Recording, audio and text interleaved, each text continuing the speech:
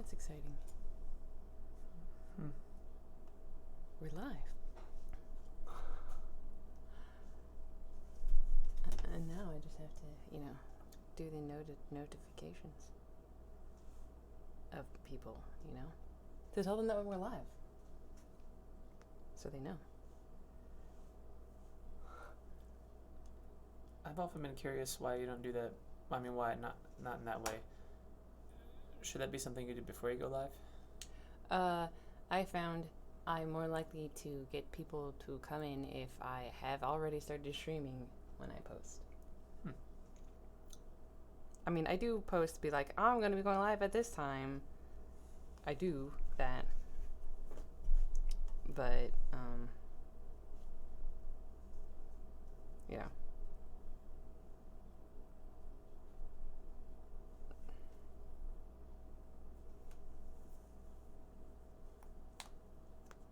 Anyways. Alright. So. Yes. Are we starting? I mean, it's... So, last time, what did we do? Because we finished with things that I was asleep for, right? I mean, only at the very end. Yeah, the very, very end. You captured... That's what I meant, at the very end. You captured the rogue wizard Kondrelok, who was the one responsible for summoning the Afriti armies to Rumedan, and who was supported by Osgul Kurd, who also sold him out. That's right. Threw him under the bus. Because he's not a good guy. No, he's not. But he's also not an idiot. He's well, if I can get away with it, I will. He's but not as a soon as good I guy, can. but he's a smart guy. Right.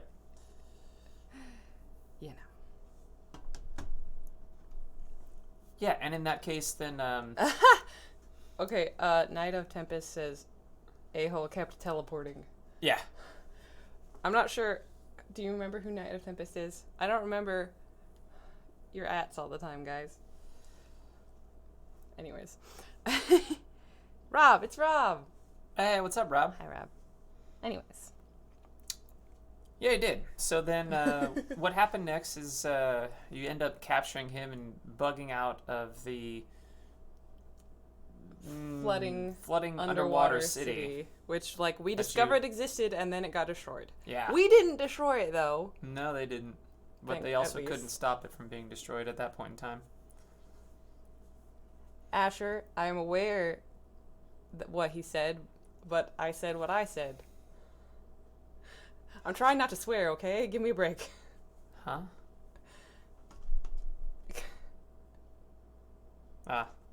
Yeah. So, yeah, there was a black worm that I wanted to fight, but couldn't breathe underwater. Too bad! Yep. Too bad. Timing was just off, right? Completely. Because you could breathe underwater later. It's really funny. Yeah, that happened much later. But at this point in time, you guys had to leave from that yes, terrible catastrophe happening. Got the good side of the 50-50 chance of the teleporting working took us all back up to Racer. He did. Not necessarily everyone. I think most people. I don't know. Let me look at the thing. It's specific people. Not everyone who's involved in the... Well, he took us somewhere, and then maybe to Racer. Mom's here. Hi, Mom. True Nerd says vampirism would solve that. Tempest. Oh. Oh, yeah. Rob says, nah, I figured out a workaround later. LOL, it's true.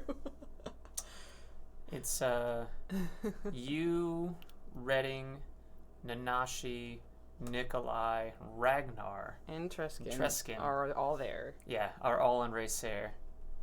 And there are some other people who show up, but I think it's best. Were those all of us that were at the fight? Yeah. Yeah, that's what I thought. So that's why I said all of us that were at that fight teleported up to the floating wizard city, which is what Racer is. And there are other people who end up showing up in this next series of story. Of unfortunate events? Not really. I mean, series of things. It depends on who you are. But yeah. And we'll get to that. And if we get through and are able to tell their stories, then you'll see it from their perspective when we get there. So Racer. Yeah, this is Racer. It's a floating wizard city. It's super cool. Well, I just think Avital personally thinks it's cool because it's a floating city. I mean, it is pretty cool. I love Castle in the Sky. Like, oh my gosh. It's so neat. It is pretty BA. It's a small city. It's not very big. Not even 10,000 people are there. I like how this is like the updated information because we hadn't found the wizard yet. Yes. Anyways, we'll get there. Yeah, before it was just ruled by the Council of Three, who are 3 wizards that are elected by other wizards of varying ranks. And there's a whole bunch of like wizard politics that we'll get into in the story, but wizard politics. I'm not going to start there. And it's less politics really because wizards aren't very political. It's more like who knows more than who. It's definitely bureaucracy, but it's not like they're like intellectual one-uppers. Yeah, it's like being at a university where everybody else, can blow everybody else up with their wiggling their fingers and saying words. Yeah, masters of 10 checking each other. Yeah, basically that. Yeah, exactly, Rob. So we're gonna go ahead and start. True Nerd said it's a staff measuring contest. Yep. And then Rob says, otherwise, like the Lich King would have taken over the world. Oh, yeah, kinda. Mom and Dad are eating lunch at Sandy Gazoo's Safari Park, watching rhinos and Cape Buffalo on the savannah. That's pretty cool. That's fantastic. But yeah, so Rasha, my character, we're telling her story. So we wake up in Racer. You guys too. In Redding's quarters, or quarters that he's provided for you within the Tower of Summoning, which he has, I believe, is a Tower of Summoning. Yeah, I think so. Yes. No, we went, and then so it was Redding, Nashi, Rasha, Nikolai, and Ragnar were all awake, and we're all in the same place basically. And then so we have to go find Treskin, who was Master Tongue had told us. At the end of last scene was like, we're gonna put him in a room, lycanthropy, and take care of this problem he has of lycanthropy, because that's no good. Nobody should have that. Oops. I totally forgot that he had that at this particular time. Yeah. I mean, well, I forget a lot of things. It didn't totally manifest, though. It never really got to manifest, because everyone was like, whoa. That's good. Fix that now. That's good. And Graven, at this point in time, who is still a werewolf. Graven is still a werewolf at that point? I think this is the last adventure that he is. Because doesn't he he shows up? Oh, we get to it. Anyways.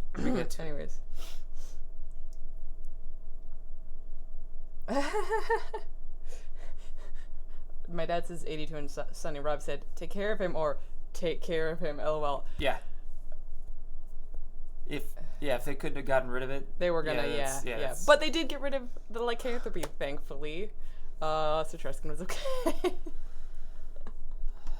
So after Treskin was moved to the Abjuration Tower, where they helped him with his lycanthropy. And an Abjurer was currently sitting with him, finishing removing the curse. The Abjurer gave Treskin a cup of chai tea with bitters after she finished, and makes her way out of the room, allowing the party to speak with Treskin. Yeah. Man, Treskin survives more ship by sheer luck. It's true, honestly. I mean, he embodies the chaos part of the chaotic good. Completely. And Rasha is the good part. And so this is one where Rob didn't end up being able to play. So Ragnar leaves to find the only tavern on Racer. And all the group just kind of sits and talks about what's going on, and Redding informs them of the whole, this guy's a rogue wizard, all the type of stuff that could happen, the kind of trouble that Redding is in with the guild at the moment for some things that he has done. Not that what he did was bad, but again, if it's against guild law, there's punishment. Good or bad, it doesn't matter. They're not. The overall guild is not good or evil. These are the rules for a reason, and you mess that up, and you get some toys taken away. So not long after, I mean, we're still in the room, right, when we got the message. yeah, Argoth appears with Jenya. We meet Jenya for the first time. Is a new character to many of these people. Woo! At the Tower of Abjuration on Rasir. He sends a short message spell to Redding, who replies with a message of his own to meet in the room where Treskin currently lies. Argoth and Jenya head there to capitulate on current affairs, and Argoth and Redding discuss their agenda to find allies among the guild to reinstate Redding. So that's the punishment. He's been labeled a rogue wizard as well, but not as... It's because he ended up giving artifacts, or letting artifacts go to an off-world wizard, who then, when the world opened up from Arrow on the 22nd, and what he did, just took off with those things like, thanks, bye. Oops. Because he wanted them. He needed them for other things. But, in Naboria, those Wizards Guild, that's not okay. It's fine. It's fine. Redding also was not incorrect in his decision. He was doing the right thing at the right time. But that doesn't mean that he wouldn't, and he knew this, he wouldn't face issues with the guild. So those are the issues he faced. Which is why he was sent after Draylock. He's like, well, you're in the doghouse, buddy. So you're on the naughty list. You go do our bidding and track these people down that we want to track down. Go get them. So he did, and brought them back and gathered many of his allies, including other wizards, which is Argoth, to help him at first reinstate himself and then figure the rest out from there. I think we're done with this page, right? I believe so. And then other things are going on elsewhere. Basically, this whole adventure, to make this short, this whole adventure was one of the few... You don't have to talk about the parts that I'm not in. Is one of the few that everyone was there for, if they were able to make it. Almost everybody. Yeah. If they were able to make it for the weekend, every character was there.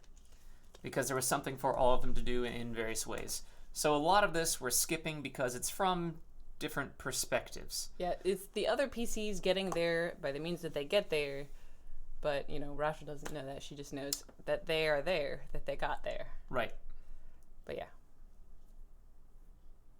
So, we found out that we have 3 days before the trial, which is covering Redding's reinstatement and the decision about banishing... Or not. Like, yeah, that's why I said the decision. Yeah. About, what's his name? Condrelok. Yes, I forget things. About banishing or not banishing Condrelok. For, crimes against the world. So, some of the PCs are trying to find people that are for reinstating Redding and for banishing Draylock, right? Mm-hmm. And others are there as sort of like neutral observers, and yet others are there to do the opposite. Exactly. Like PCs even. Like player characters. Because they're working Some of them have these goals and some of them have the exact opposite goals. Because some of them are controlled by Master of 10. A couple of them. Not controlled. 2 of them are definitely controlled by a Master of 10 who has recently returned and is like, what the F is going on? He's a bad guy. You banished me and that didn't work. So what do you think it's going to work now? Go find out what's going on to his minions who are PCs. And it's kind of a moment where the PCs are role-playing against each other to find information and secure allies or not, but they're not necessarily directly fighting each other. Mm-hmm. So it's much more of any amount of... inter-party conflict comes more from role-playing and not at all from anything else. Mm-hmm. So as the party goes about their business, the first people they run into are the other party members. This is intended to get everyone together. Okay, sorry.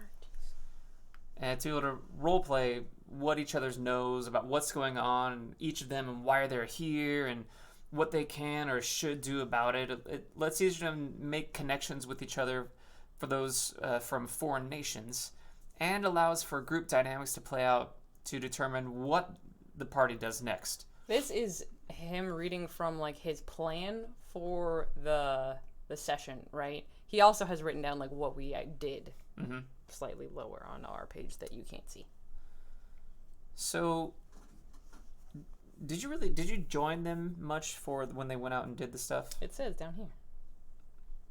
See? Okay. Ta-da! So how I have this set up is that what I said, there are 3 days right before the trial, and they have that much time to garner allies, figure out their enemies, and see if they can coerce any neutral parties to their side or not. And I have a bunch of notes about different characters and what diplomacy it takes to do what, or what knowledge roles it takes to do what to convince these people to do things. And some people are automatically already going to be allies. Some people are automatically already going to be enemies. And some people are in the middle. So this is kind of how I have this scenario set up. And this is for all the potential people who are at Racer currently. There's a lot of people that they could go speak to that are important. Well, the important people, obviously. To speak with. Some include Drow. So on the first day, Nikolai wrote propaganda and a series of oratories to spread the word of Redding's reinstatement and Dreylock's banishment. He's very good at that type of thing. He is, yes. He's like very good. He is a famous orator and scriptwriter. Writer, period. Super famous. In Corinthus. Also a fantastic sorcerer, but he's not playing that part up here. Then, this is the funny thing. So Rasha goes with Treskin, who is a half-drow, and then Belmont and Salazar. Is that the super pove? Yeah. Yeah, to go see the drow and talk to the drow. Salazar the Sinful. The funny thing is that Rasha and Treskin are working for one thing, Redding's reinstatement, and the banishment of Condreylock, and Salazar and Belmont are working for the other thing. But, you know, they know each other, and they're friends, so they are just all going together at the same time. They're friends. Yeah. And this is the first time Salazar has met many of these characters also. Right. Salazar's kind of new. But Belmont and Treskin and Rasha obviously know each other. Yeah. So they all kind of tag along. And though they know that they have, like you said, they have different agendas. Did we know that? Did we know that in character? No, maybe not. So much? Maybe not until like we actually got there. We're talking. So, when they, the drow are hard to find and not really interested. It's not, they just don't care. It's not something that's up their alley. It doesn't really affect them, and I need that screen back. Okay, I don't know why I did that. I was just checking something. But Rasha and Treskin did succeed. Well, yeah. So Rasha and Treskin talked first and succeeded in convincing the drow to support Redding if Treskin gave a favor to two of them, and then possibly if Redding would give another one a favor. And Redding agreed to that. Except then, right after that, Salazar just convinced them to vote against banishing Dreylock, just by talking to them. And he's like, oh yeah, Laud will know what you did. So Rasha and Treskin are just like... So it became obvious at that point in time that Salazar and Belmont were working for Laufweir. Which we didn't know much about Salazar, so okay. I guess he's working for Laud. Who is one of the Masters of Ten of the Wizards College. Big bad guy. Yep. He's the Emperor of Catalima. I don't think we knew that about Belmont before this point. No, you didn't. And he is an ancient dragon that has returned from the Abyss. Unlocked, fought his way out, and, you know, earlier some people got banished to the Abyss. Thousands of years ago. With, in the Second Age. You know, that spider lady. Yeah. And Lilia Thalandria was her real name. Yes. But now she's a spider lady. Anywho, so though they did, Rasha and Treskin did succeed in convincing the drow to vote. They did a good job, but... They're totally still going to vote for Redding and take those favors, but they're also going to be like, yeah, they're going to vote against banishing Dreylock. Because Salazar is a smooth talker, and so is Belmont. I mean, of course. Belmont is a paladin. And Salazar is a rogue. Which, are they noble. Not charisma-based? Yeah, they are. And he's also a paladin of, like, a love goddess. And so, like... Which there was a very He's a smooth guy. interesting moment that they had while they were there. Yeah. Was there? Yeah, that Belmont turned down. With the drow? Yeah. Of course there was. Oh, yeah, totally. This one? Yeah. The Lilioth one? Yeah. That's funny. He turned down, though. Because, you know, like, she is into the whole S&M thing, and he was not, and that's how that the went. love goddess is, like, you know, soft all and free, soothing and free, and drow are not that. No. No, they're definitely, you are my love slave, and you will do whatever I want whenever I want you to. Not okay with Belmont. Anyways. Yes, so next, But yeah, Redding, Nasha, and Jenya Jenya saw the elves, and Yep. there was only one of them there, which was Alarin Delorius. Who I remembered he his last name. comes around quite often, and is one of the original characters in this little story. Yep. He agrees with Redding on everything, so that's good. And then Alarin recognizes the Nashi, and they like talk about old times or whatever. Saving Duerden and how he's doing, and Alarin, you know, asks him that they know Duwadna, all these things. Which Duwadna does show up here later. Mm-hmm. And so they kind of catch up, and, you know, Nabiez and the elves have a very good relationship. They're the old oaths that they keep. They're elves and Nabiez. Talamunis is the elven home where he's from. Nashi helped save literally his home city. So,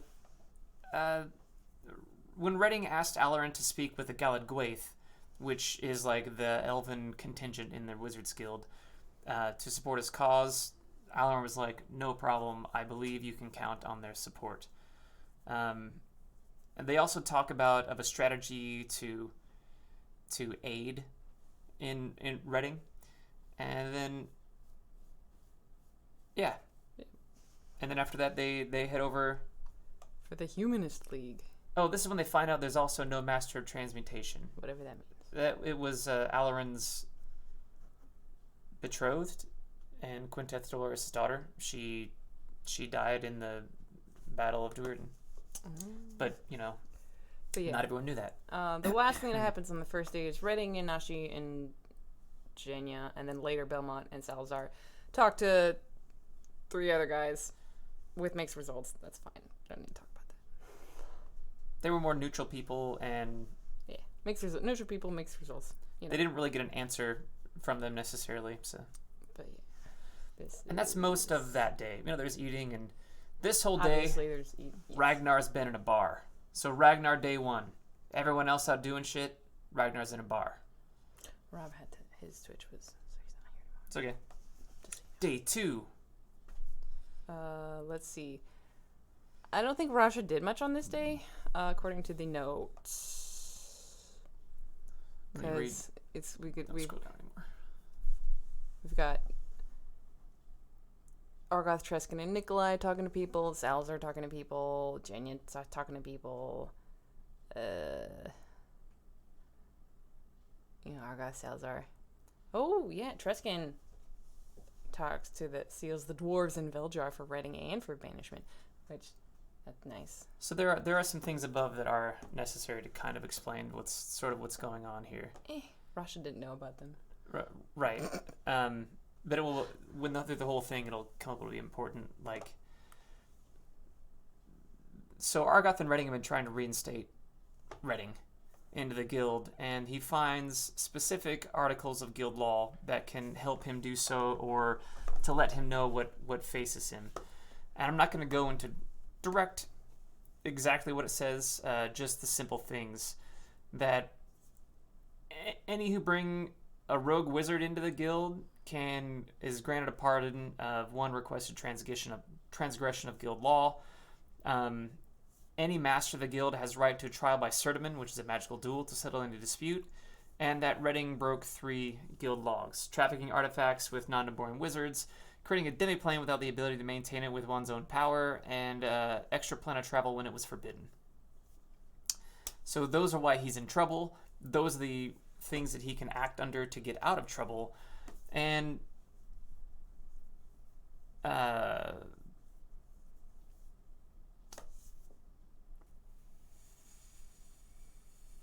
that's pretty much that. As they go out about the rest of this day, you already read this paragraph to them? Not all of it, but Okay. it doesn't really matter all that much. Well, because I mean, I don't know about any of these things, so. I said the important part is that Treskin got the dwarves, and I'm assuming that's Veljar, because yeah, there's no Veldian. such word as Veldian. Well, it's like those of Veldiar. Or Oh. Veldian. Okay. I would think it would be capitalized, but okay. But yeah. I mean, it would. I just didn't type it that way. So they see, like, they go around in different parts of the group, but again, not really Rasha. See various other individuals. Like, they go back to the Humanist League. They go back to the Elves.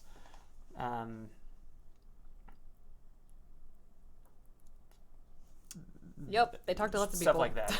They go see a dragon. Some people are on their side. Some people are not. They go see Master Tong, who is on the Council of Three, and specifically, they also go talk to Asgul Kurd, Which is the guy that no one knows was supporting Dreylock. Right. Right. Oh yeah, and and Argoth's uncle Beldar, Beldar. Oh, that is who they convince him to be for Reading and for banishment. So they convince some other people, maybe not others, and they get into not really any shenanigans, just a little bit. They made a green dragon mad, but yeah, Kraga. That's funny. Like I didn't remember that she was there, and then she was pops up again. Like much. I don't remember these things. Yep. Probably because I don't remember things, and because I wasn't involved personally. So we go on to day 3. Day 3. Where they find out, in the beginning, they do some snooping around and figure out who opposes them, and they find that some of the people in the Protectorate, some Nabiez diviners, and Laufweir, who is specifically the defense for Khan Dreylock. Or Laut. Laut. As they call him.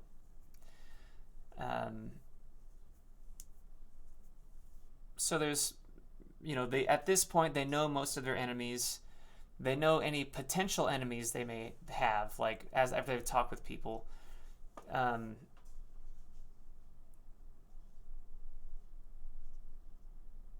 No, this is when Belmont goes and talks to Ilyana Rosacea. I don't know who that is. That's the S&M drow chick. Sorceress, who's BA. And a different one than the other ones they were talking to. Yes. And Belmont does convince her to go against Reading and for banishment. He must have... I know that they didn't do things together, though she tried, but Belmont is a smooth talker. Like full-on smooth talker. You've been hit by, you've been struck by a smooth paladin. They also changed Kraga's vote for Reading. And then Jinya and Nikolai run away from her awesome terror. She's scary. They also meet the Mahajet, who is a Naga wizard of great power, and they convince him to be for Reading and against banishment, and they also found that he has a black scroll. And then they meet with a Yuan Ti wizard, and Byron gets some odd bracelet armlet thing off of him. And not Byron, Jenya. And Jenya doesn't really know what it's for, but they have good relations at that moment in time, which comes back around later. So at the 11th hour, Duadner and Arcady show up days after what went down in the Grove last game, and they've been rebuilding parts of the Grove. Arcady looks for Dreylock and Reading, and Duadna's come armed with knowledge and his own opinion. Arcady's come with an alternative to banishment, though he does not realize it. He's coming to propose a necromantic ritual, though Reading doesn't realize it.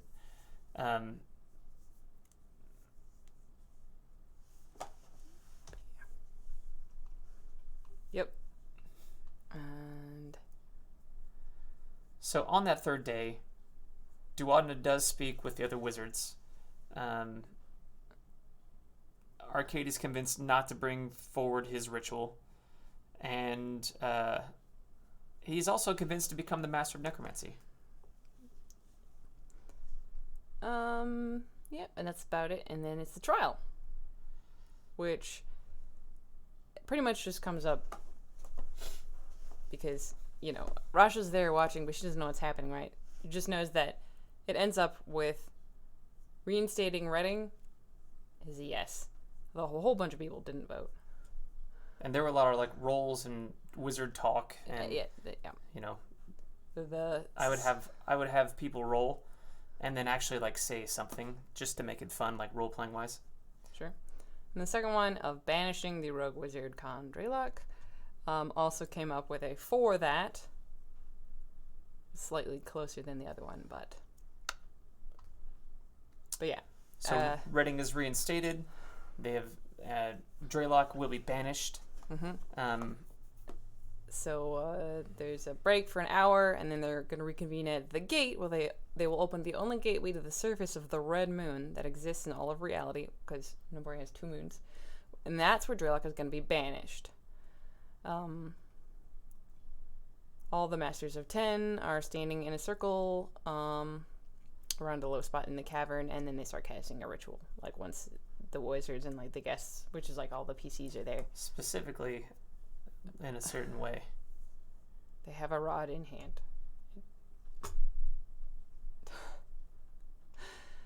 Yep, the gateway flutters in and out of existence. It's flavor. It's story flavor. You're just skipping it.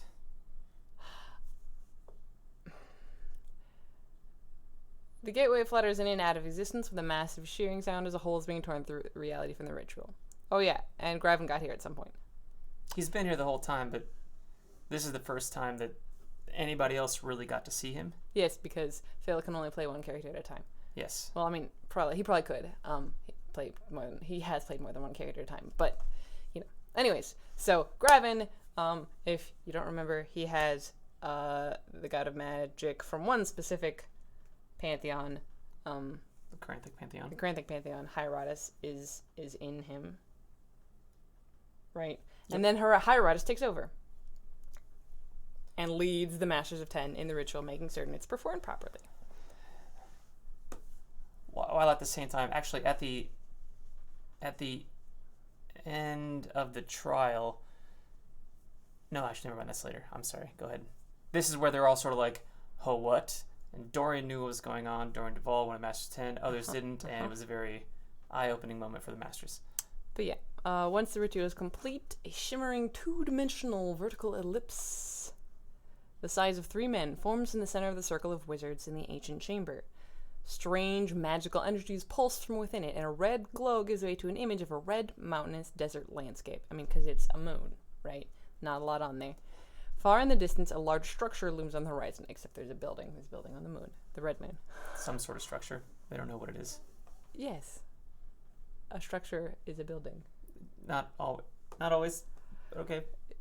Yes, always. No. Quinteth speaks.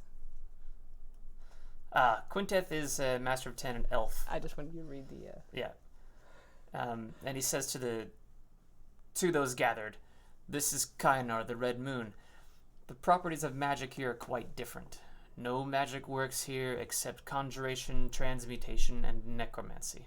However, teleportation off of this moon is impossible. This is where we send the most dangerous of our kind now." Lout then pops in. "Was this too good for me, elf?" And Quinteth looks at him and... "No, dragon. This was unknown to us as an option until after you and Loth were banished to the abyss. You would never have returned had we known." Quinteth eyes Lout for a minute, as if tempting him to act. Lout only examines the gateway, then returns to his chanting in the circle. A loud tearing sound fills the cavern, and as the ritual completes, Quinteth says, "Step forward, Archdruid and Master Duodna Natel." Nazra's booming, lifeless voice breaks through the unease. "Step forward, Master Miles Redding Blackwood. Lout states. Step forward, High Father Salazar the Sinful, and Lord Belmont Duval. Dorian says. Step forward, Count Treskin Volrain, Erwin, and Rasha Sharav. Rasha at this point was like, what? Huh? Although I can't remember if I was asleep by this point or not. I mean, to us you weren't, but... Right, but like... So, this was obviously late in the evening, and I was, falling asleep.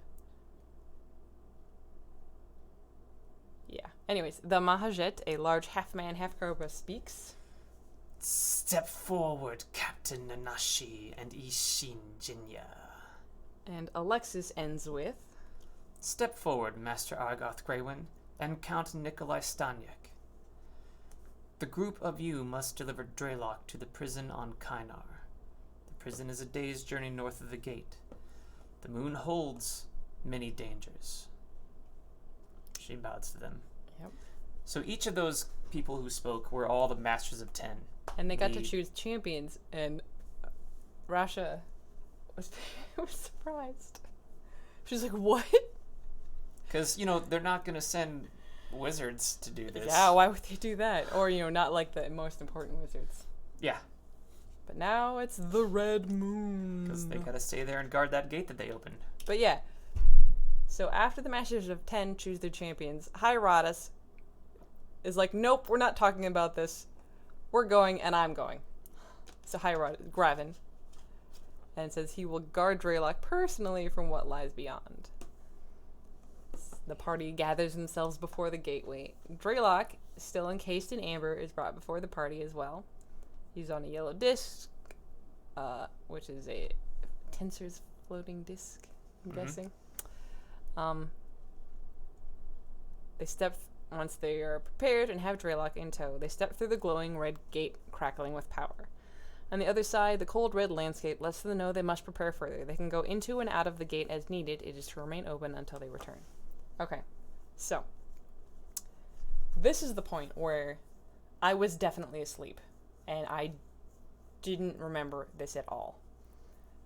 We found out later when I was talking to other players about what had happened that night, and they're like, well, you did this, and I'm like, what?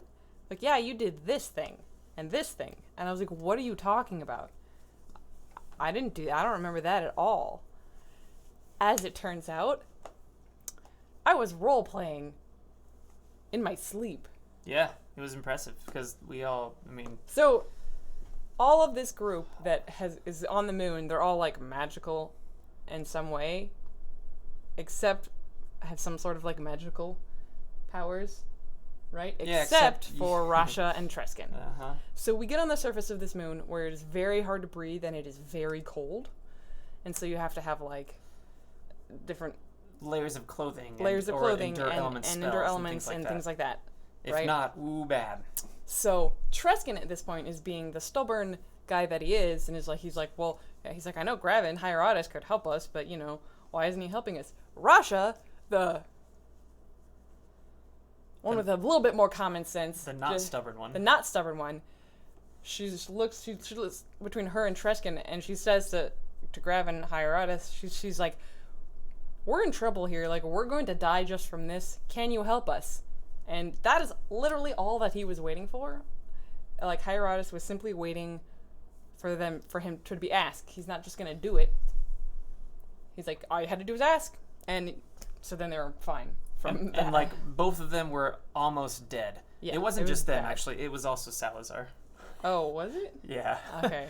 I didn't the three of you were like, really, this it's is very really bad. cold. It's very cold. This is really bad. And, like, we're dying. You get fatigued, and you can get fatigued, and then you can get exhausted, and then you just are disabled, and it's really bad. But we got... What? Can I do this? Thanks. What? Like, there's more, like, Yes. This is your setting up and lower is what actually happens. Looking at it real quick.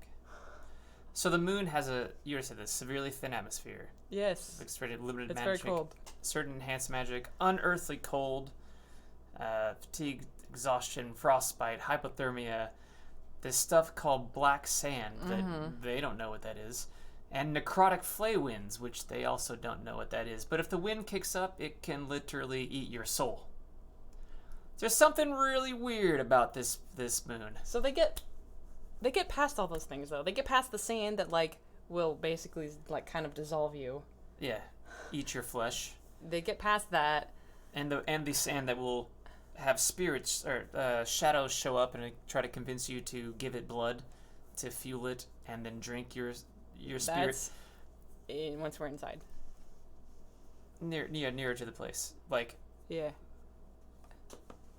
Oh. Yeah, that's once we're inside. right. The voices are. Oh, right, not the voices, yeah. That's right. The ask for blood. But yeah, we get inside and it's warmer inside. It does take them some time to get past the hazards of just even getting there. Of course, yeah, and it's it's travel time. Right.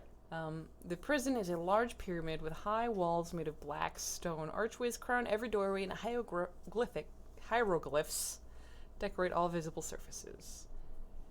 The interior of the place is utterly astonishing, shadowed greatly, only illuminated by various hued crystals that pepper a hallway or occasionally stand in sconces. Yes, crystals of different colors.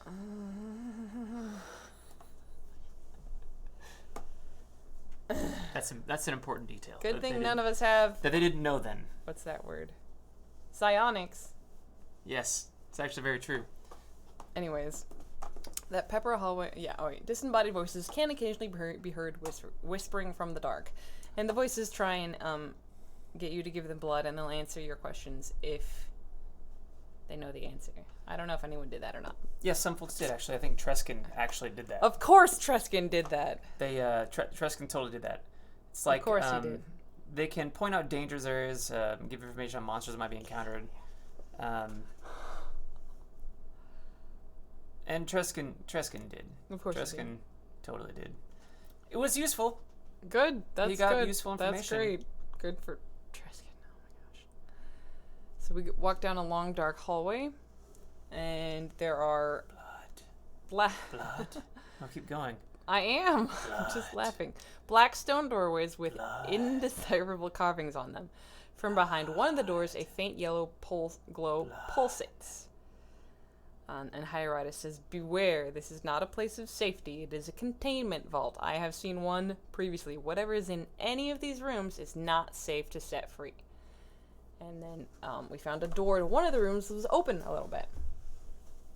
And we looked inside, and it's like a flat size, like an apartment. A small apartment. But it's like a little living space. And we noticed that there was some kind of altercation that happened here some days ago, and then we heard a little bit of whimpering coming from somewhere in this little like apartment space. And then I think it was because it wasn't. I was asleep, so Hierodias. I want to say. What wasn't Hierodias? Who actually found the wizard? I don't know, Treskin. Who was the one that rolled for the search? It doesn't matter. I don't think it was Treskin either, because that would have been a different conversation too. Yeah, it was not Treskin, not Gravin. Anyways, so within the apartment, you discover the severely wounded body of a half-elf man in colorful robes and a somewhat familiar face, though you are uncertain why. Hierodias instantly recognizes him as his son, the wizard, as in capital T, lowercase h-e. Which is all this being is ever called. The wizard. He's the wizard. Yep. The wizard. There's a Black Sabbath song about him. Go listen to it. He has a wound that is festering with glowing yellow pussy veins. Which Hierodias does. Instantly heals him, and that causes him to revert back to Gravin. This is the point in time where it's more of a Gravin or Hierodias is like active, and then later it just comes more into they're like active at the same time. Yeah, they're not necessarily always things that Phil gets to control, because it is a god that is like stuck in his body, sort yeah, of. so sometimes he and Jason would have to say things. Right. But yeah, and he's happy to see the group of adventurers. When asked how he became trapped here, the wizard looks at the group with caution, then looks at Graven, then speaks. And a noble evil approaches our world. Things our world has forgotten. Worse than an army of demons, these beings return to enslave us. There is so much more out here which explains us. He gestures to the sky and does that. But few will ever know the complexity of the stars. Then he turns back to the party and looks at them each directly in the eyes before continuing, even the sleeping Rasha. Well, Rasha wasn't sleeping. Avital was sleeping. And says, "We're not safe. We must return to Naboria." He says it in a strange way, though. Naboria. And warn its people. We must be prepared. We're no longer alone among the stars. And then a loud commotion is heard from where the party entered the citadel, as if something had forced its way through the sounds of a barrier being destroyed. And like the wizard gets animated. "Quickly! We must return to Racer and meet with the Masters of Ten. And you, Father, you must be there as well. You faced this threat before, and your friends defeated and exiled them from this world long ago. We will need your guidance to weather this storm. We must find the Talray Scoth and send them from our world." As the wizard finishes this sentence, the creature that broke into the fortress, a being hunting the wizard, which you guessed this from the look of abject horror on his face as he sees it, rushes the room you're all in. Its body is muscular and large, its face like an octopus head with long hanging tentacles. And putrescent yellow eyes filled with madness. What color were those crystals? Oh, they were all different colors. No wonder it's mad. Barely wearing much other than tattered robes stained brown and red, the large viscous being bounds forward into the room. It has the same kind of yellow wound on it that was on the wizard. So, the party decided... I honestly think this is kind of funny. In a twisted way. They're like, they could fight it, or this is what we did. I was asleep. They left the imprisoned the Draylock that was imprisoned in Amber in the room, and run from the encounter and like lock the door behind them with the Beast and Draylock in the same room. And then someone, because teleport, you can't teleport off the moon, but you can teleport from one place on the moon to another place on the moon. So someone Graven teleports them, or Stanyek, I'm not sure Stanyek, which. one of those teleported them back to the gate, and then they go through the gate and they're back in Ristair, and the Masters of Ten end the ritual and the gate closes behind them. And now it is time to deal with the wizard's discovery and anything else that may have occurred on Kainar. So each of them speak with the guild as they do, and once they've done so, they're all free to leave. They do find the Master of Ten must convene to piece together what's happening in the stars beyond Naboria, which will take time, deliberation, and planning from the wizard's perspectives. The party is free to explore. This is kind of a now they know that something. What they learn in this moment is that they have 2 years. No, do we learn this right then? Because until more is discerned of this ancient looming threat, like I feel like there's a bit of time that passes before they actually know. Oh, that might be maybe it's in 6 months. Yeah. This is also a moment where Graven, as Hieratus, kind of berates the Masters of Ten, and like he's in all of the Masters of Ten. The Wizards Guild kept like all this old stuff that was Hieratus, right? And he found it all and put it on, and like so, and that's what made him Hieratus. He still has it on, and he's going to give it back, and he's taken over one last time. Funny. Isn't there are some times when Graven is like, I'm just gonna pretend I'm Hieratus now. Yeah, and this was one of them. It's great, so great. So he's like, you need to do this, and you need to do this, and like he's basically like getting on all their cases for screwing off for who knows how long and not paying attention to this crap. And they're all kind of like, oh crap. and then he leaves the regalia and goes and leaves. So there is an epilogue to this story as 6 months pass, and it's now mid-spring. Oops. There we go. It's spring in Naboria. You can talk. Oh, I need to scroll down to talk. And I'm trying to find exactly where you are. Let me see. Let's see. A bunch of stuff happens in Navias. We'll talk about that when we do Navias, people. Stuff happens in Erwin. A bunch of stuff happens in Erwin. Same thing there. Some stuff happens in Corinthus. Same thing there. We'll talk about that when those characters come around. Catalima as well. Oh, Rasha doesn't do anything. And I guess Rasha just went back to... I don't think he went back to Ramadan yet, though. It probably tells this... us at the... It probably will tell us at the beginning of the next one, I'm guessing. What Rasha specifically does. Because I know what I do when we find out the actual information. I know what I do then, but... So what they will find out in this time is that they have 2 years before... Well, the Illithid are returning to this world to enslave it, and they have 2 years to prepare, stop them, do whatever. And that's going to be kind of, I think, where the next one picks up. Also, you guys go to Undermountain for whatever reason. You literally go to Undermountain next. That was probably in our in-between time, Nope. right? No, that happened... after we found out? Okay, so that must have been before I went home, then. I think it's after you found out. We'll get to it. We'll get to it. But it was definitely... Undermountain was definitely before you went home. Oh, well, yeah, no, I know that. So... You definitely knew this before you went home. Oh, yeah, that's part of why I went home. Yeah. But yeah.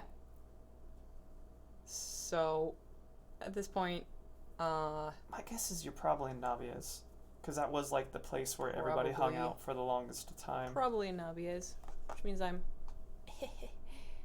over here. And like, people went back to Corinthus, back to Catalima, back to Erewhon, back to their lives, back to their things to figure out Except Rasha. What to do and She doesn't go home yet. prepare and think. Also, at the same time, like, you're not necessarily an extremely important person in Ramadan yet, so there wasn't really a need for you to. Like, it's my home, but yeah. Go there and. But I mean, and then there's another thing that like about D&D, like if you have like time pass that doesn't, like this many months or something. So the people that I'm playing with are my friends, right? And I'm familiar with them and comfortable with them. But, you haven't necessarily in character had been able to actually do those interactions. So, like, we'll be like, oh, this much time passes. We can just kind of assume that you're able to spend more time together so that you reach more of the level of comfortable that you are with your friends, with your characters. I mean, if those characters are friends, right? It's very true. But also, the really funny thing about the end of the moon thing that I was asleep for, I woke up and we were done role-playing for the night, and I got really upset, and I yelled at him for not waking me up, and they're like, we tried. But the funny thing is that they were really, really confused because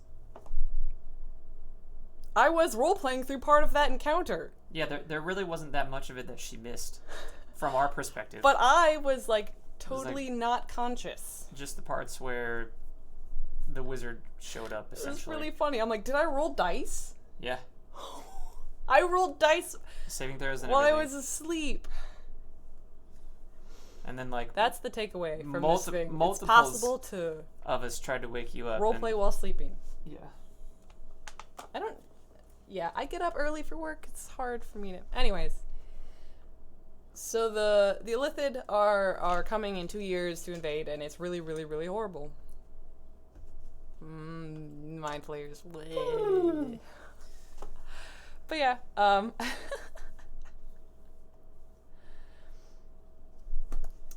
yeah, that's what happened. I roleplayed while asleep. Yeah. Oh, and what they faced on the ship that they didn't know what it was in The Elitharid that had gone insane. which is like a Big, lithid monster. big lithid, like a giant-sized lithid Yeah. with larger tentacles and stronger.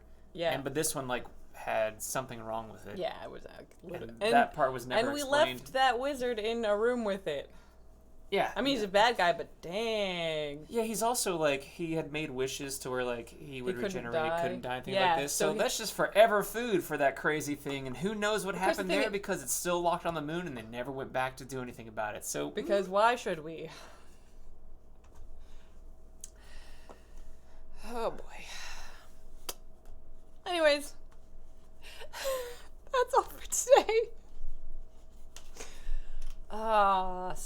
Sleep role playing yeah, and sleep dice rolling in. yeah. I'm like, who does that? Apparently, I do. You know, I have had people in the past tell me that I talk like in my sleep, like people that I've like roomed with at conferences and stuff. Could be. But mostly when I was younger. Anyways, that's it for today. Thanks for hanging out. Goodbye, everybody. Thanks for listening. It's been fun, and we'll see you next week. As you will notice, we have changed the time from noon Eastern to 4:30 Eastern. Schedules and people being able to watch and stuff. Next scheduled stream is Thursday at 5 p.m. for crafting with me, just me. And then next RPG story time is next Tuesday at 4:30 Eastern. Catch y'all later, and have fun. Take care of yourselves and stay warm. Goodbye, everybody.